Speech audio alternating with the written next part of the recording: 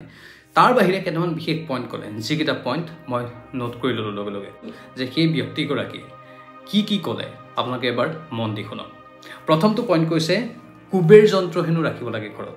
টকা য'ত হয় তাত যদি ৰাখিব পাৰে তেনেহ'লে ঘৰলৈ লক্ষ্মী আহে বুলি কৈছে। আমলখিৰ বাৰু স্বাস্থ্যৰ প্ৰতি উপকাৰিতা যথেষ্ট আছে, কিন্তু আমলখিয়ে যে ঘৰলৈ লক্ষ্মী আনিব পাৰে সেইটো মই প্ৰথমবাৰ শুনিবলৈ পালোঁ। যে তুম ঘৰ মে দক্ষিণাৱৰ্তী সংস ৰাখো, এনেকুৱা ধৰণৰ মানে অলপ ভঙা অলপ অসমীয়াটো কৈছে, মই বুজিব পাৰিলোঁ। দক্ষিণাৱৰ্তী শংখ বুলি কৈছে, অন্ন ভাণ্ডাৰ, ধন ভাণ্ডাৰ বা বস্ত্ৰ ভাণ্ডাৰত ৰাখিব পাৰে বুলি উল্লেখ কৰিছে এই দক্ষিণাৱৰ্তী শংখটো। নমস্কাৰ, সকলোকে স্বাগতম জনাইছোঁ। আজি দিনত মোৰ লগত এটা ঘটনা হ'ল, তাৰেই কিছু কথা আপোনালোকক ক'ব বিচাৰিছোঁ।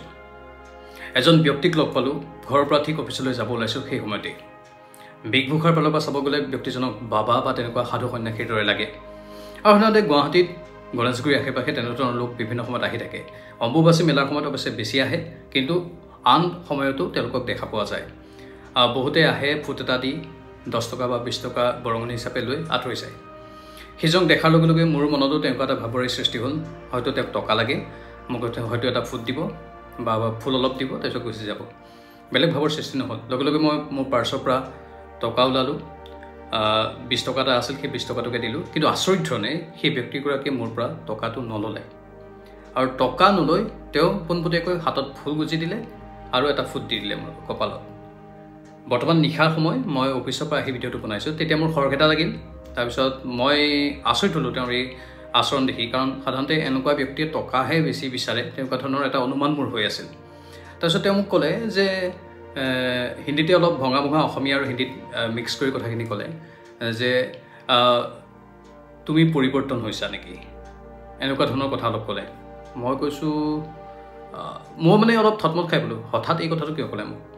অৱশ্যে হয়, কিছু ক্ষেত্ৰত মই অলপ পৰিৱৰ্তিত এটা ৰূপ পাবলৈ সক্ষম হৈছোঁ 2025 চনৰ আৰম্ভণিতে। সেইটো মোৰ বাবে হয়তো সতৰ্থক হ'ব পাৰে। মই অলপ আধ্যাত্মিক চিন্তা চেতনাৰ প্ৰতি আকৰ্ষিত হৈছোঁ, আৰু লগতে অলপ তেনেকুৱা ধৰণৰ কিতাপ পঢ়িবলৈ ইচ্ছা কৰিছোঁ। নিউমেৰলজি বা সেই বিষয়বোৰৰ ওপৰত মই অধ্যয়ন আৰম্ভ কৰি দিছোঁ। আৰু সেই সময়তেই সেই ব্যক্তিগৰাকী আৰু কেইটামান কথা ক'লে যে তুমি মানে টকা ইনকাম কৰাৰ কথা ভাবা নেকি। মই কৈছোঁ ভাবিছিলোঁ এটা সময়ত বহুত বেছি, এতিয়া অলপ কমাই দিছোঁ। এতিয়া লাগে মোক টকা, কিন্তু সেইটোৰ ওপৰতে বেছি মনোনিৱেশ নকৰি মই অলপ বহলভাৱে কথাবোৰ চিন্তা কৰিবলৈ লৈছোঁ। তাৰপিছত মানুহজনে ক'লে কি, ঠিক আছে, মা লক্ষ্মীক ঘৰত আনিব লাগে যদি কেইটামান নিয়ম মানি চলিবা বুলি ক'লে। মই ক'লোঁ যে মা লক্ষ্মীক ঘৰত আনিবলৈ সেইবোৰতো আমি বিভিন্ন সময়ত বিভিন্ন কিতাপত পঢ়িবলৈ পাওঁ, বা ইউটিউবতো বা ছ'চিয়েল মিডিয়াতো বহু ভিডিঅ' তেনেকুৱা ধৰণৰ দেখিবলৈ পাওঁ। তেতিয়া ক'লে নহয়, এইকেইটা নিয়ম বহুতে জানে কিন্তু বহুতে পালন নকৰে। এই নিয়মকেইটা পালন কৰা, তেতিয়া তোমাৰ ভাল হ'ব। মোক ক'লে যে মানুহ আহিলে আগতে তুমি ঘৰত যেতিয়া আলহী আহে বৰ এটা ভাল পোৱা নাছিলা নেকি।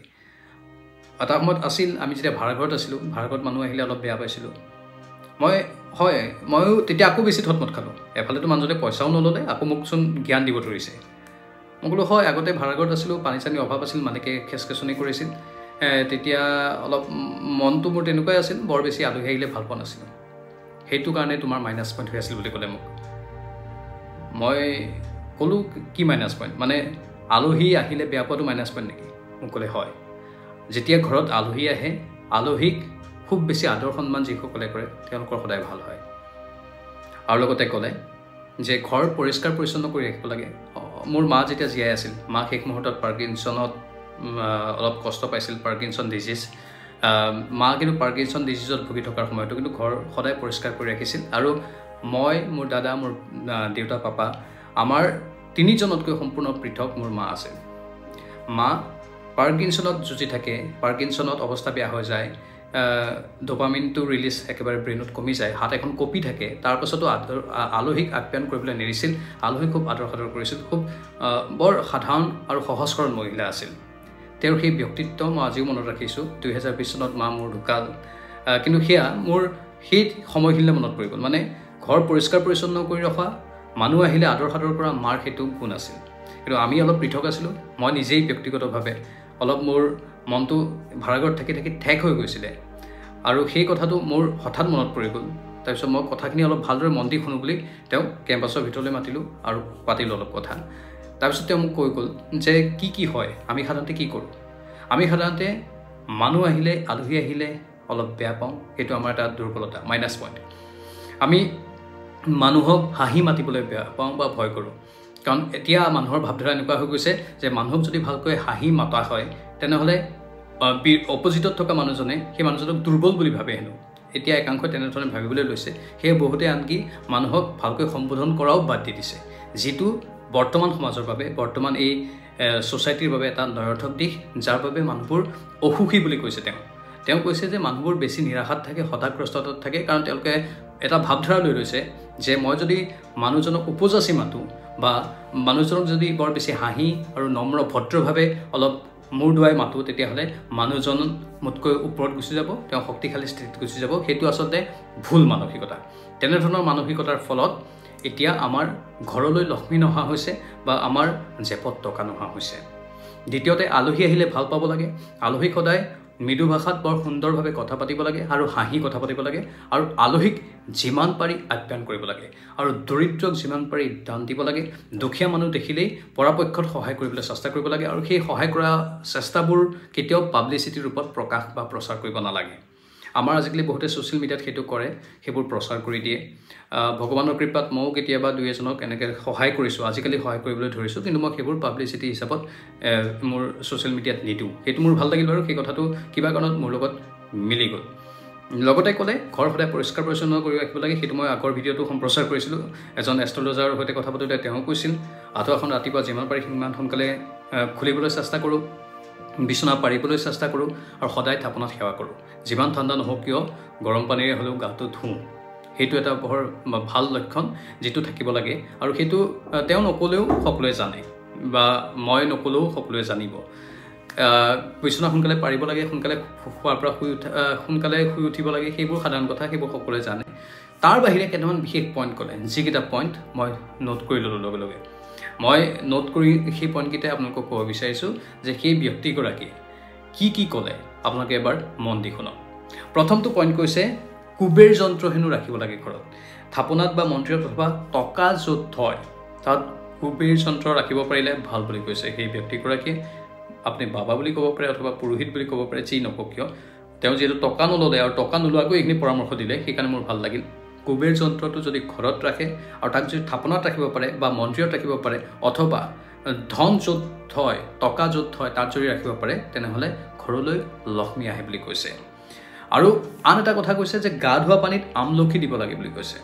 গা ধোৱা পানীত যদি আমলখি দিয়ে বা থাপনাটো যদি আমলখি দিয়ে, আচৰিত, মই সেইটো কথা আগতে গম পোৱা নাছিলোঁ যে গা ধোৱা পানীটো আমলখি দি সেই পানীৰে গা ধুব লাগে, এমাহমান গা ধুলে ভাল, বা যদি সেইটো অভ্যাসত পৰিণত কৰিব পাৰি ভাল বুলি তেওঁ উল্লেখ কৰিছে, যিটো এটা ঘৰুৱা বস্তু। আমলখি খালেও ভাল বুলি আমি জানো।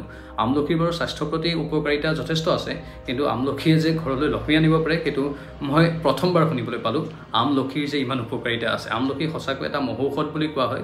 প্ৰতিদিনে শিলিখা বা আমলখি খালে ভাল বুলি কোৱা হয়, কিন্তু সেই আমলখিৰ পানীটো দি গা ধুব লাগে বুলি কোৱা হৈছে, আৰু সেই আমলখিৰ পানী দি গা ধুলেও হেনো ঘৰলৈ লক্ষ্মী আহে। আনকি ভগৱানকো আমলখি দিব লাগে বুলি কৈছে, মানে ভগৱানক যেতিয়া থাপনাত আমলখি দিলে ভাল বুলি কৈছে। সেইটো মই অলপ আচৰিত হৈছোঁ, সেইটো মই আগতে কেতিয়াও শুনা নাছিলোঁ, সেইটো কিন্তু মই প্ৰথম শুনিছোঁ যে এই নিৰ্দিষ্ট কামটো কৰিলে ঘৰলৈ লক্ষ্মী আহে। মই আগতে এই আমলখি দিলেও যে লক্ষ্মী আহে সেইটো কেতিয়াও শুনা নাছিলোঁ, কাহানি শুনা নাছিলোঁ, বা আমলখিৰ পানী দি যে গা ধুব লাগে সেইটো মোৰ বাবে নতুন। তাৰপাছত আৰু এটা ক'লে ঘৰত দক্ষিণাৱৰ্তী শংখ ৰাখিব লাগে। মই ঘৰত দক্ষিণাৱৰ্তী শংখ বাৰু ৰখা নাই, কিন্তু ৰাখিলে ভাল বুলি তেওঁ কৈছে যে তুম ঘৰ মে দক্ষিণাৱৰ্তী শংখ ৰাখো, এনেকুৱা ধৰণৰ মানে অলপ ভঙা অলপ অসমীয়াটো কৈছে, মই বুজিব পাৰিলোঁ। দক্ষিণাৱৰ্তী শংখ বুলি কৈছে, আৰু সেইটো মই পাছত নোট কৰি ল'লোঁ এই গোটেইখিনি কথা। অন্ন ভাণ্ডাৰ, ধন ভাণ্ডাৰ বা বস্ত্ৰ ভাণ্ডাৰত ৰাখিব পাৰে বুলি উল্লেখ কৰিছে এই দক্ষিণাৱৰ্তী শংখটো, তেতিয়াও হেনো ঘৰলৈ লক্ষ্মী আহে।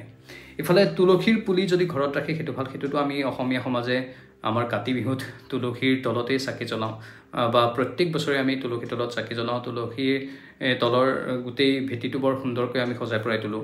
তুলসীৰ কথা আৰু আমাক নতুনকৈ কোৱাৰ প্ৰয়োজন নাই, কিন্তু তাৰ পাছতো ব্যক্তিগৰাকীয়ে কৈছে যে তুলসীৰ পুলি ঘৰত ৰাখক, আৰু সেই তুলসী পুলিটোক প্ৰতিপালন কৰক, প্ৰতিদিনে তাত পানী দিয়ক, আৰু শুকাবলৈ নিদিব। যদি তুলসীৰ পুলি শুকাই যায় তেতিয়া বেয়া বুলি কৈছে। এই 5টা-6টা তেওঁ বিশেষ পইণ্ট ক'লে, যিকেইটা পইণ্ট মোৰ সন্মানীয় দৰ্শকসকলৰ বাবেও আগবঢ়াটো প্ৰয়োজন আছিল।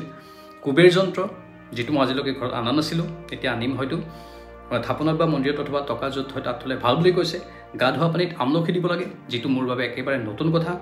আনকি ভগৱানকো আমলখি দিব লাগে বুলি কৈছে। ঘৰত দক্ষিণাৱৰ্তী শংখ ৰাখিব লাগে, অন্ন ভাণ্ডাৰ, বস্ত্ৰ ভাণ্ডাৰ বা ধন ভাণ্ডাৰ ৰাখিব লাগে, সেইবোৰ বাঢ়ি যায় বুলি কৈছে তেওঁ। আৰু তুলসীৰ পুলি ঘৰত ৰাখিলে ভাল, যিটো আমি ৰাখোঁৱেই, আমাৰ সনাতনী হিন্দু ধৰ্মত সেইখিনি নিয়ম আছে। এইখিনি থুলমূল কথা তেওঁ উল্লেখ কৰিলে, তাৰপিছত তেওঁ আঁতৰি গ'ল আৰু তেওঁ মোৰ পৰা 1 টকাও বৰঙণি নল'লে। সেইটো মোৰ ভাল লাগিল আৰু সেয়েহে মই লগে লগে ভাবিলোঁ নাই ইয়াৰো এটা ভিডিঅ' বনাম। মই যিহেতু মোৰ লগত যি অভিজ্ঞতা হয় প্ৰত্যেকটো অভিজ্ঞতাৰে ভিডিঅ' বনাই থাকোঁ। আৰু তেওঁ যে মোক ক'লে আজিকালি তুমি অলপ বেলেগ হৈছা, মানে সঁচাকৈ মই অলপ বেলেগ হৈছোঁ, মই আচৰিত হৈ গ'লোঁ। সেই কথাটোতে মোৰ বেলেগ হোৱা কথাটো তেওঁ কি চকুত গম পাই গ'ল নেকি?